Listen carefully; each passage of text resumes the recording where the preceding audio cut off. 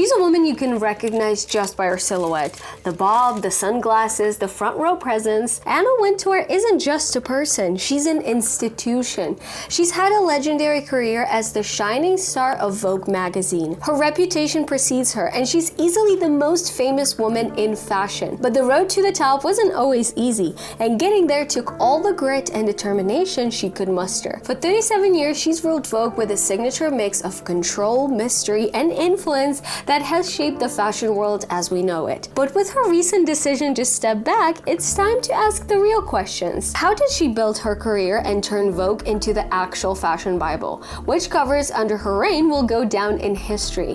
Why is she called the most powerful person in fashion, and how exactly did she shape the industry? Is she really as cold and ruthless as people say? Does Anna Wintour shape culture, or simply filter it through an elite lens? Can a woman at the top of fashion still represent progress when so many voices have been left out? Is Anna Wintour's power built on brilliance or fear? And of course, the question everyone quietly wonders: how can someone at the top of fashion dress so repetitively? Hey guys, my name is Anna, and today I want to unpack the legacy, the contradictions, and the impact of Anna Wintour.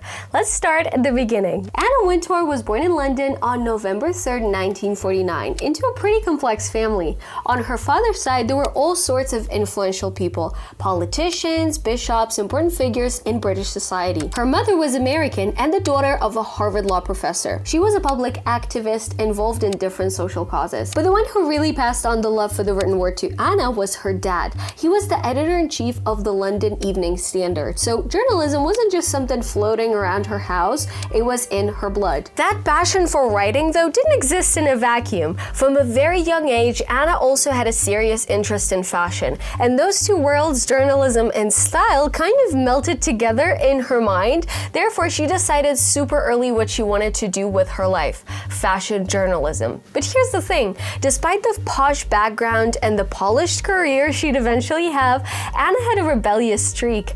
She left school for good at 16 after getting expelled. But instead of sulking about it, she was actually very happy. This meant she could finally start working. Her dad helped her get a job at Biba, a super trendy London boutique at the time. Still, her parents weren't totally on board with skipping education, so while she was working at Biba, they made her take a course and intern at Harrods. That was the deal. If she was going to throw herself into fashion, she'd have to balance it with at least some education. That didn't last long. Eventually, she dropped out completely with a classic Wintour line: "You either know fashion or you don't." And that was all. Soon after, she got her first proper job in media. Her boyfriend at the time, Richard Neville, was running Oz magazine, a very counterculture, underground kind of thing. He brought Anna on as an editor. And by the way, older boyfriends weren't a one-time thing. Anna had a thing for creative men. When she was 15, she was already dating a writer, Piers Paul Reed, who was 24 at the time. Between her connections, her talent, and the fact that her dad was a major figure in London's journalism scene, doors started opening. That's how she ended up working at Harper's & Queen, which was essentially the British version of Harper's Bazaar. It had merged with a magazine called Queen, so that's where the name came from. And that's how it all began: a headstrong girl with a vision, a love for print and style, and just enough rebellion to cut her own path through an industry that wasn't always known for welcoming rule breakers. And by the way, guess who came first? Vogue or Harper's Bazaar? If you're thinking Vogue, nope. Actually, Harper's Bazaar was the first ever glossy fashion magazine that still exists today. It came out in 1867. Vogue didn't show up until 1892, a full 25 years later. And what made Harper's stand out wasn't just its fashion content. It also covered literature, art, and culture, which gave it a bit more depth than the rest. Therefore, it carved out this elegant intellectual niche for itself long before Vogue became the giant it is now. Meanwhile, Anna Wintour was climbing the ranks fast at Harper's & Queen. Within 3 years, she'd become deputy editor. That should have been a win, but things shifted when Min Hogg was promoted to editor-in-chief. Their working styles didn't match. Min was more traditional, and Anna was already pushing boundaries. Therefore, she left. At that point, she had a new boyfriend, an American journalist named John Bradshaw. He was based in London, but soon moved to New York with Anna. He got a job at New York Magazine, and Anna started working at the American Harper's Bazaar. That gig didn't last long, just 9 months, which is very Andy Sachs in the Devil Wears Prada energy. By the way, you guys, the sequel's coming out out next May. Are you excited about it? And yeah, Nigel better finally get the editor-in-chief title. No jokes, he earned it. Anyway, Anna didn't survive the bizarre office. She didn't get along with the editor-in-chief, and her assertive style rubbed people the wrong way. Therefore, she was fired. Later, she said something like, "Getting fired is an incredible learning experience. It's harsh in the moment, but it pushes you forward." And in her case, it really did. Her then boyfriend helped her land a spot at Viva magazine. But by 1978, the magazine's funding dried up and it folded. Around that same time, Anna broke up with John Bradshaw and took the split pretty hard. Therefore, she decided to step back from everything and return to London for 2 years. During that break, she dated a French producer named Michel Esteban, but after some time, she felt ready to dive back in. She returned to New York and got a job at the magazine called Savvy. A year later, she moved to New York Magazine, and this time, everything clicked. She was working under Ed Costner, who gave her full creative freedom, and that made all the difference. With that freedom, Anna started shaping the magazine in her own way. Her big focus was rethinking covers. She began featuring celebrities and artists like the issue with Rachel Ward and Jean-Michel Basquiat. She understood that celebrities sell magazines, and she acted on it before it was standard practice. Therefore, the magazine's sales skyrocketed. And that kind of success doesn't go unnoticed. Alexander Lieberman, who was running Condé Nast at the time, saw what she was doing and wanted her on his team. And Anna had always dreamed of working at Vogue. But the problem was the editor-in-chief seat was already taken, and by that point she had enough experience to know she needed authority and freedom. Otherwise, what was the point? So what did Lieberman do? He made up a new role just for her, creative director of Vogue. That position didn't exist before, and it still exists today because of Anna Wintour. Plus, the job came with double the salary she was making at New York Magazine. Therefore, she said yes, and just like that, she was in. So as you probably already know, Condé Nast is this massive publishing house that owns basically every glossy magazine you can think of. GQ, Architectural Digest, House and Garden, so many more, and of course Vogue. At this time, Vogue was pretty dull. The whole thing fell flat and repetitive, and Anna Wintour, who was working at Condé Nast, could see it. She wanted to shake it up, but things got complicated when she clashed with the editor-in-chief of Vogue USA, Grace Mirabella. There was tension, and instead of firing anyone outright, Alexander Lieberman came up with a compromise. Grace would stay in New York, and Anna would go run British Vogue back in London. Even with the chaos of that transition, Anna somehow managed to keep her personal life moving. In 1984, she got married, not to a fashion guy or someone from the creative scene, but to a child psychologist named David Schaffer. 2 years later, in 1986, their son Charlie was born. And that same year, Anna took over British Vogue. And literally in her first week, she fired half the staff. That's how she earned the nickname Nuclear Wintour. But remember, winter is coming. While she was busy reshaping British Vogue, things shifted in New York. Grace Mirabella stepped down from Vogue US, and it was finally Anna's time. She took over in 1988. She was 39. By then, she already had 2 kids. Charlie was 3, and her daughter B was just a baby. And just like that, the thing she'd been working toward for years became real. And this was the late 80s, when people were still arguing about whether women could balance work and motherhood. Anna didn't just prove it was possible, she became the example. She once said that to her, it was just unthinkable not to work, and just as unthinkable not to be a mother. Now about the covers, Anna had always thought Vogue's covers were boring. Too clean, too formulaic, too expected. And when she took over, she knew the relaunch had to start right there. Around that time, Vogue was starting to lose ground to Elle France, which had been around since the 1940s, but had gone international and was doing really well in the US market. But because Anna had worked at New York Magazine, she understood something crucial.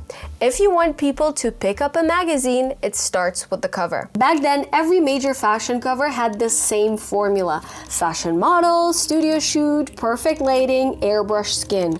Anna completely broke that pattern with her first Vogue cover.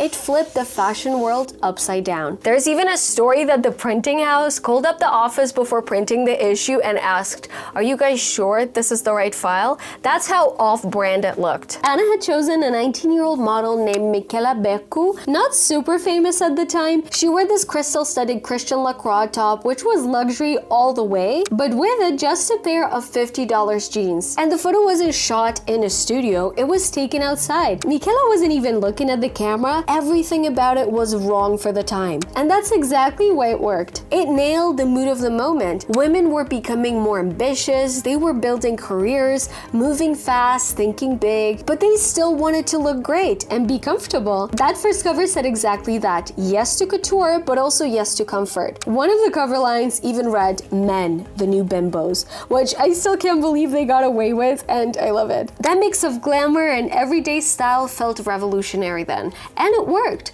Vogue immediately pulled ahead of the competition. There's this quote from Anna that sums up her whole vision. If you look at any great fashion photograph out of context, it will tell you just as much about what's going on in the world as a headline in the New York Times. That first cover she did wasn't some lucky accident. It was exactly how Anna sees covers. Not just decoration, but culture in a single frame.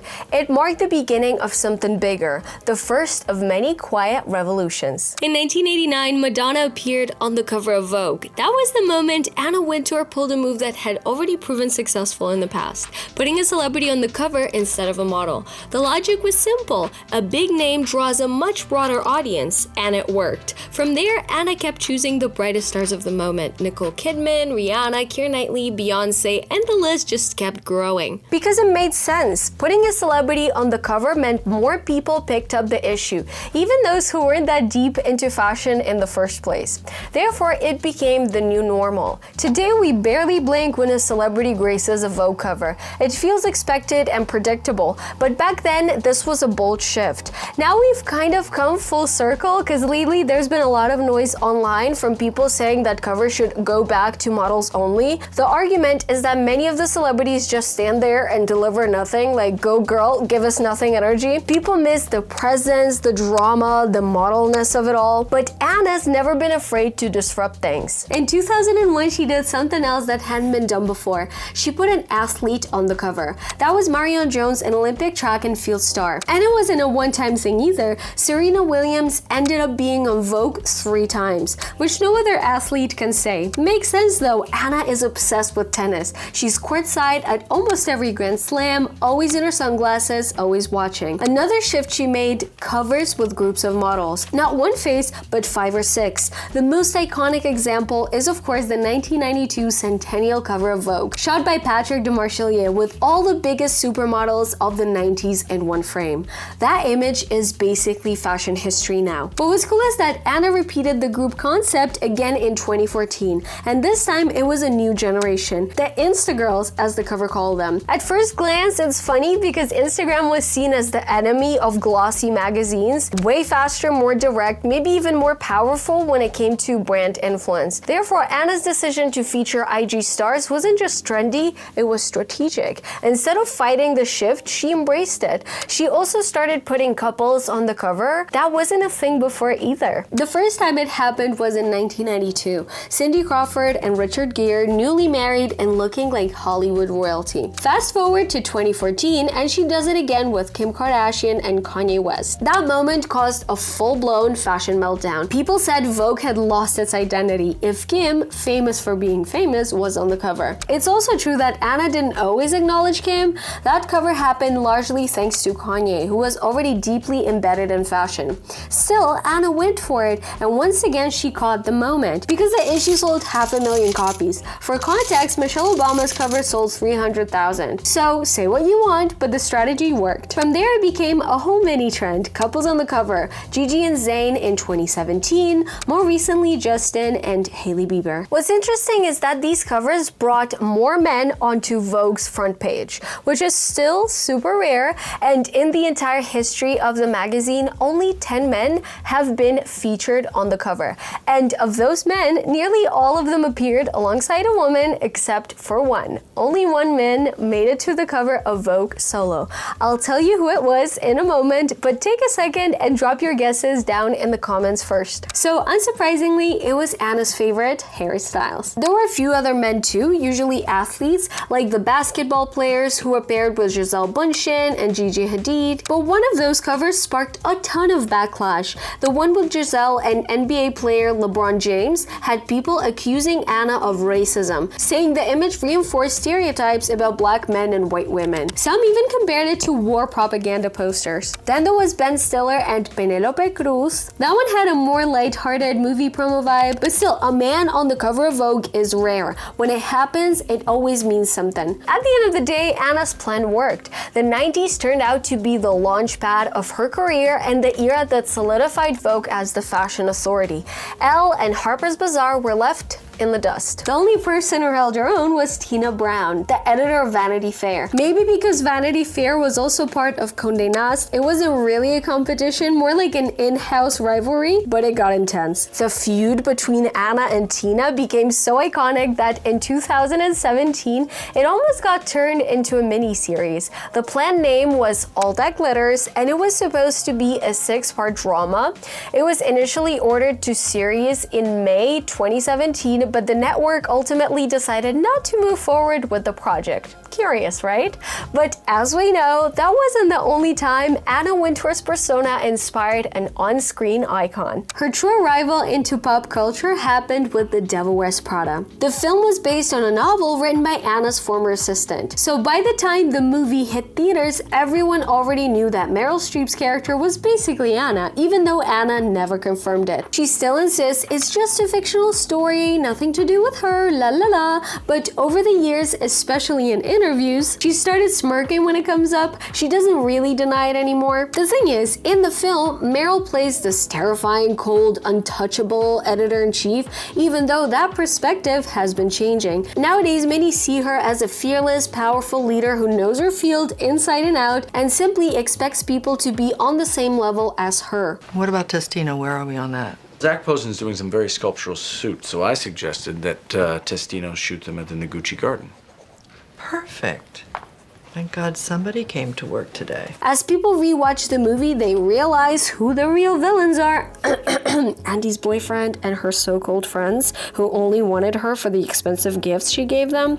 Anyways, Anna is known to be authoritative. That's not news. However, her colleagues have pointed out that the portrayal in the film was exaggerated. Andre Leon Talley, who had worked with Anna for decades and later had a falling out with her, said in his memories that the film had very little to do with the real Anna. Yes, she's distant, yes, she can be tough, but no, she doesn't toss her coat onto someone's desk like that. She's more restrained. Again, there are different perspectives, and maybe that's why in 2009, Anna decided to show her real self. She partnered with filmmakers to release a documentary called The September Issue. The whole thing is about putting together one of the thickest, most important Vogue issues of all time. September is the pivotal month in fashion. It's when fashion weeks take place and upcoming collections debut. Because of this, the September issue stands out as the largest with the highest number of ads, pages, and even weight. Fall-winter styles tend to be more expensive than spring-summer thanks to the layers, shoes, and coats. As a result, brands invest heavily in these issues, making September the issue that sets the tone for the whole year. The documentary shows how Anna and her team build that monster issue from scratch.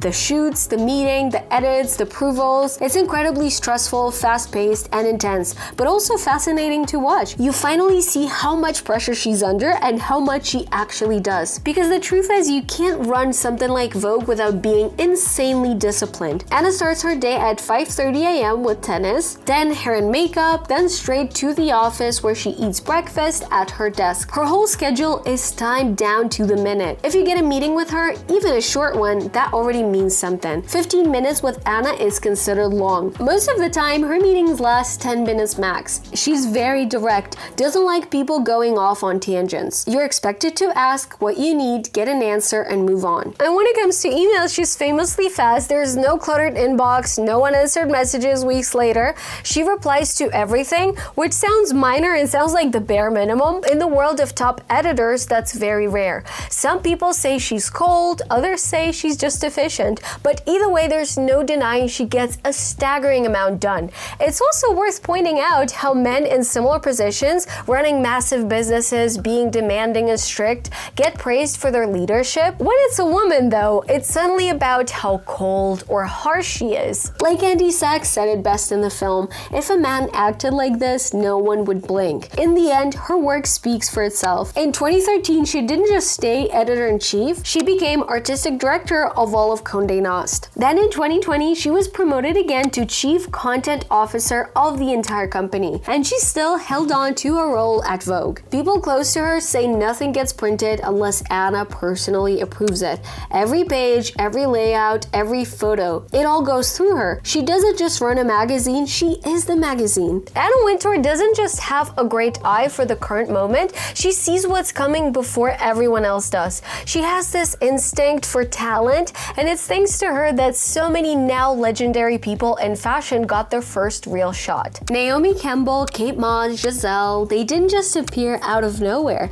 Anna backed them. Same goes for the photographers, Mario Testino, Steven Meisel, Patrick Demarchelier, and many more. But it's not just that she worked with them, she actively used her influence to push them forward. If Anna liked to model, she didn't just book her for Vogue. She called the designer, she told everyone. That's actually how Kate Moss ended up with Galliano. He booked her, loved her, and the rest is history. Today that might sound kind of expected, but it really wasn't. If you look at Vogue covers from before Anna took over, I mean actually look at the data, it's always the same handful of models, rotating months after months. And the photographers, mainly Richard Avedon, over and over again. No one's denying Avedon's talent, he's iconic, but it was a monopoly. No space for new faces, no room for emerging voices, therefore no evolution. Anna changed that. Of course her personal taste plays a role, but the important thing is she never clings to one group of people. She's always scouting for new names and actually giving them work.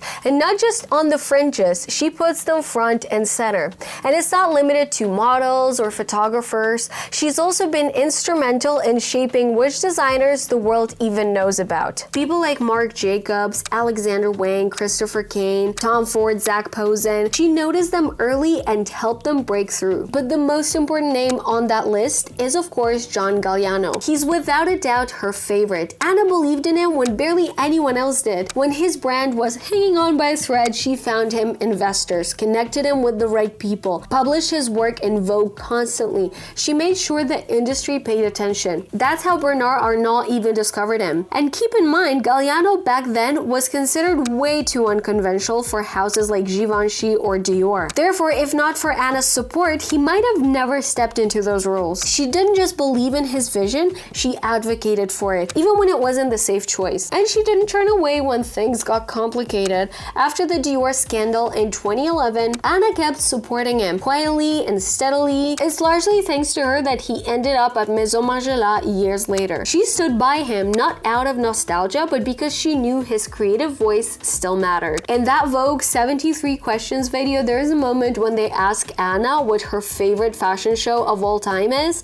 She does not hesitate. Galliano, March 1994, and that says everything. It's pretty normal for magazine editors to help out young designers. After all, getting featured in Vogue is a huge boost for any career, but Anna Wintour does way more than just that. What really sets her apart is how well she connects with both creative types and the business side of things. That's the tricky part a lot of designers struggle with. At some point, they have to deal with investors or step into roles like creative director for a big brand. Then they need to work closely with CEOs and CFOs, and that's where things usually get messy. Anna's talent is finding a way to speak both languages. Because of that, she doesn't just place designers in Vogue or write about them. She actually takes them under her wing. She helps them find investors, gets them into companies. For example, Tom Brown was practically unknown until Anna helped him land a job at Brooks Brothers in 2007, and look where he is now. She spots talent when most people are just rolling their eyes wondering who on earth this person is. That skill, being able to navigate both the creative and financial worlds, makes her so attentive and effective. People from all walks of life come to her for advice, even outside fashion. Bradley Cooper, for example, asked Anna for help casting the lead in a movie, and she suggested Lady Gaga. Today, Vogue isn't the biggest fashion magazine anymore. Elle and Harper's Bazaar have surpassed it in reach, but Vogue still stands as the fashion world's ultimate almanac. You think this is just a magazine? This is not just a magazine. This is a shining beacon of hope for, oh, I don't know. Let's say a young boy growing up in Rhode Island with 6 brothers, pretending to go to soccer practice when he was really going to sewing class and reading Runway under the covers at night with a flashlight. That's all because of Anna Wintour, her vision, her reputation, and her influence. She's also the powerhouse behind the biggest fashion event of the year, the Met Gala. After Diana Vreeland passed away, who had already transformed the Met Gala from a simple charity dinner into a themed fashion ball, no one could quite fill her shoes for a long time. Then in 1995, Oscar de la Renta asked Anna to take on that responsibility, and she carried that torch all the way until last year. I actually did a review tier list on the Met Gala. It's the annual tradition on my channel, and of course you're more than welcome to check it out here. Anna turned the Met Gala into the most glamorous, buzzworthy fashion event you can imagine. People even started calling it the Academy Awards of Fashion, but the most important thing is that under Anna's leadership, the gala began raising insane amounts of money. Just a reminder, the whole point of the event is to support the Costume Institute at the Metropolitan Museum of Art in New York. Thanks to Anna, they've raised over $200 million. When the Met Museum went through a huge restoration and reopened in 2014, Anna received one of the highest honors possible. The Costume Institute was renamed after her. That's a huge deal, showing just how much impact she's had beyond just fashion magazines. Anna Wintour's success definitely comes with serious financial rewards. These days, she pulls in around $4 million a year. Condé Nast makes sure she's always riding in style too. She gets a Mercedes-Benz S-Class with a personal driver wherever she is in the world. And Paris is a regular stop for her. When she's there, she stays in the same suite at the Ritz where Coco Chanel once lived. Besides the big paycheck, Condé Nast also gave Anna an interest-free loan of $1.6 million when she was building her house on Long Island. She's British after all, so gardening and flowers are a big passion of hers, which probably explains the kind of home she wanted. And here is the kicker. By her contract, Anna gets to spend around $200,000 US every year just on her wardrobe. That's a lot of designer pieces, but it makes total sense. When your style is part of your brand and your power, it's an investment. Now, when it comes to Anna Wintour's style, she's been super consistent from a really young age. Even as a teenager, she was already paying close attention to how she looks. She actually gave up track and field because she didn't want her legs to get too muscular and too bulky. Can you imagine that kind of dedication? Then at 14, she got her famous bob haircut, and she barely changed it since. There's a story that the haircut was inspired by a British journalist named Maureen Cleave, who Anna's dad really admired. Maybe Anna picked up on that and decided to copy the look. People say she curls the bob twice, but others swear it's a wig. Honestly, who knows? Her fashion style is just as loyal to itself. There's even a kind of how to dress like Anna Wintour formula out there. You can spot a few phases in her wardrobe evolution. When she was younger, she mixed designer jeans with bold tops. Later on, Chanel suits became her thing. But from the 2000s onward, it's mostly figure-hugging dresses, midi or maxi lengths with bright floral prints. Florals for spring. Groundbreaking. And she always rocks a big statement necklace. She never carries a handbag. Her hands are usually just holding her phone. Footwear-wise, Anna's pretty consistent too. For decades, her go-to shoes have been Manolo Blahnik sandals made just for her. They have this signature look, 2 leather straps woven together in front and a kitten heel in the back. And they blend perfectly with her feet. It almost looks like she's barefoot. She switches them up sometimes, wider straps, thinner ones, snake print here and there, but it's always the same vibe. When it's too cold for sandals, she goes for loose boots with white shafts. And of course, those sunglasses. In the last couple of years, they've become her signature piece. What are you taking sunglasses for? No, I'm going to wear them. One of her best friends was Karl Lagerfeld, who was known for his dark glasses. Many people said that Karl's eyes were famously kind and vulnerable, which didn't exactly fit his tough image as a fashion boss. Anna said she wears sunglasses because she had eye surgery, but it feels like she adopted that protective style from Karl. The biggest mystery for many fashion fans and stylists is how Anna manages to look effortlessly unfashionable, if you want to call it that, while being Vogue's editor-in-chief. But that's exactly the smart move she made. Try picturing other magazine editors in your head. If you're really into fashion, you might be able to name them, but most people don't really know who they are because editors usually stay behind the scenes, rarely giving interviews or showing much personality. Anna doesn't have that problem because her style is instantly recognizable. She's iconic, and that look is now a permanent part of fashion history. And now, I feel like it's time for dessert. And for dessert, I saved the wildest scandals. Early on, Anna was seriously obsessed with real fur. Not just wearing it, but putting it all over Vogue. The activists were not having it. There's this crazy story where she was eating at the Four Seasons and someone stormed up and threw a dead raccoon right onto her plate. Then in 2005 in Paris, someone threw tofu in her face during a public event. She didn't flinch. When activists protested outside Vogue's Christmas party, she famously lowered a plate of roast beef down to them. That's next level shade. Anna also faced criticism for being out of touch when it comes to diversity. During the 2020 Black Lives Matter movement, she caught heavy heat for Vogue's lack of black representation. People accused of her dragging her feet on promoting black creatives and voices. She acknowledged the shortcomings and promised the magazine would do better, but the criticism stuck. Then there's the darker side of her leadership. Several former Vogue staffers have shared stories about how brutal she could be behind the scenes, firing editors via text, demanding impossible deadlines, and earning a reputation for making people cry. As we've already touched on in this video, there are two main perspectives. Some say she's a ruthless diva who rules by fear, while others argue it's just the nature of the high-stakes fashion world and her way of keeping Vogue on top. No matter the scandals, Anna's image hasn't wavered. She's done insane things for fashion world, a total workaholic, completely obsessed with her craft. Wrapping it all up, Anna Wintour is definitely a controversial figure. One of those people who people tend to either love or hate. But what's clear is that her influence and contribution to the fashion world are absolutely undeniable. She's not just a magazine editor, she's a force who changed the game for models, designers, photographers, and even the way we think about style and culture. Controversies, scandals and all, Anna keeps pushing forward, shaping fashion's history and future. So what about you? Which facts about Anna caught you off guard? How do you see Anna Wintour? Share your thoughts down below in the comments. I'm really interested to know, and I'll be replying to every single comment. If you like and enjoy this video, give it a thumbs up and hit that bell to stay notified. If you're not subscribed yet, make sure to subscribe to my YouTube channel for more content like this, and also check out my video about the rise of Loewe. Don't forget to follow me on Instagram and TikTok as well for more behind the scenes and daily vibes. See you in the next one. Bye bye.